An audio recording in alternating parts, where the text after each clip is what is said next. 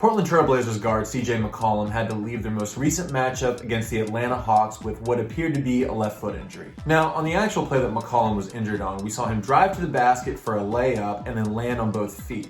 After he landed on both feet, a defender's foot landed on top of his left foot, and he would be in noticeable pain. When the play was over, we saw McCollum limp off the floor and go into the locker room for evaluation. Now, the Trailblazers have come out and said that McCollum has something known as a midfoot sprain, and he also has a hairline fracture to a structure in the foot known as the lateral cuneiform.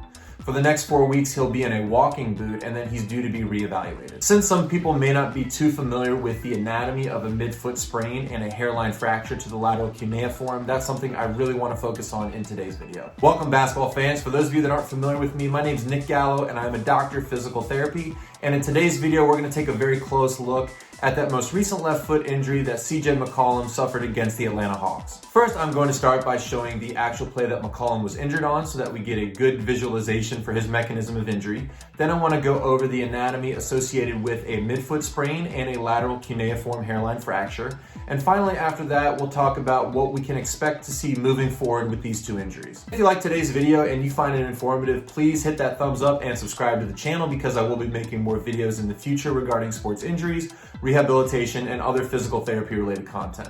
Also, if you have any comments or questions, please leave those in the section below. Now to begin, let's take a look at that exact play that McCollum was injured on.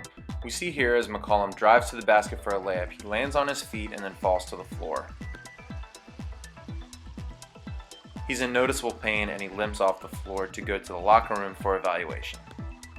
We see here zoomed in that as he lands, the defender steps onto his left foot. Now to start off, let's go over the relevant anatomy of the foot. And so the foot is divided into three separate sections. And the first section that I'll talk about is one that's known as the forefoot. And the forefoot is right here, and it's comprised of the metatarsals, 1, 2, 3, 4, 5. So we have 5 metatarsals right in through here on the foot. And it's also comprised of the phalanges, or the toes. So the metatarsals and the phalanges comprise the forefoot. The next section of the foot is one that's known as the midfoot, and that's located right in through here. And so they are comprised of the cuneiform bones and then a bone known as the cuboid and the navicular. So right in through here, we see that this is the medial cuneiform bone. This is the intermediate or the middle cuneiform bone. And then this one right here is the lateral cuneiform bone.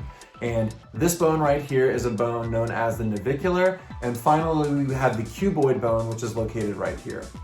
And finally, the last section of the foot is known as the hindfoot, and that's comprised of 2 bones, and they are the calcaneus, which is right here. This calcaneus bone is what we associate most often with the heel. And finally, a bone known as the talus, which is located right here. Now, in McCollum's case, we know that he definitely has a midfoot sprain. And so it's important to know that there are many ligaments located in the midfoot. And so since we don't know which one exactly is involved, I can't really pinpoint and tell you which one is affected. But I can tell you that since we do know it's a midfoot sprain, we absolutely know that a ligament is affected in the midfoot. Typically in midfoot sprains that are minimal to moderate, we can expect that person to heal in anywhere between 2 to 4 weeks. If it is more serious than that, then that can extend to 6 to 8 weeks. Now, we also know that McCollum has a hairline fracture of his lateral cuneiform bone. So I'll go over those cuneiforms one more time. So we have the medial cuneiform, the intermediate or middle cuneiform, and the lateral cuneiform, and that's located right here in the midfoot. So when they say he has a hairline fracture of the lateral cuneiform, they're talking about this bone specifically. Now, it's also really important to say that isolated lateral cuneiform fractures are not very common, and we don't typically see them, but they do exist.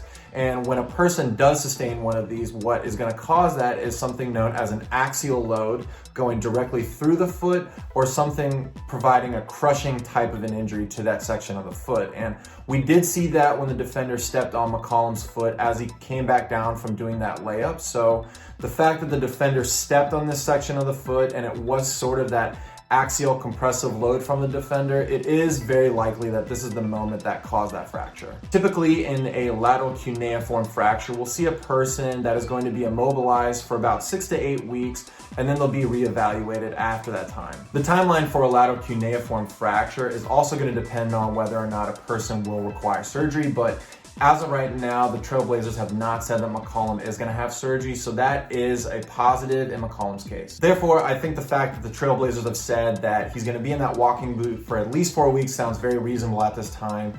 And it's going to be really important that we just pay attention to his case to see what is happening moving forward. If there are any updates or anything has been released regarding McCollum's case, I'll be sure to update everybody in the section below. And that's it as of right now regarding CJ McCollum's most recent left foot injury. Once again, if you like today's video, please subscribe to the channel because I will be making more videos in the future. Thanks for tuning in, and I'll see you next time.